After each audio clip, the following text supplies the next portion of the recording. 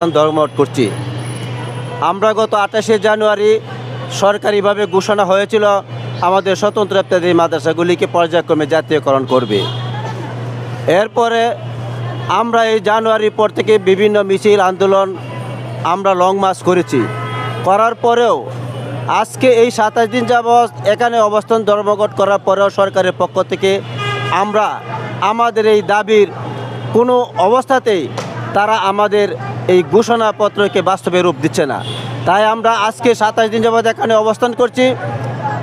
আমরা আগামী সোমবার থেকে এইখানে আমরা অনশন শুরু করব। এই অনশনের মধ্য দিয়ে যদি কোনো শিক্ষকের মৃত্যু হয় তাহলে এটার জন্য সরকার দায়ী থাকবে।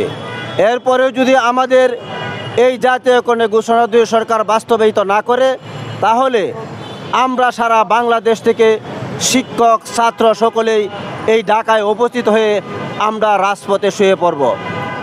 কারণ আমরা রক্ত অনেক দিয়েছি, আরও দিব। যতক্ষণ পর্যন্ত আমাদের দাবি আদায় না হবে ততক্ষণ আমরা এই রাজপথ থেকে কখনো বাড়িতে ফিরে যাব না।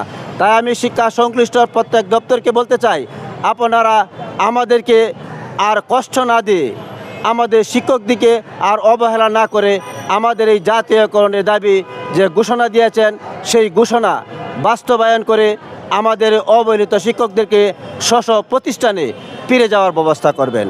ধন্যবাদ। এই বলে আমি আমার বক্তব্য এখানে শেষ করছি।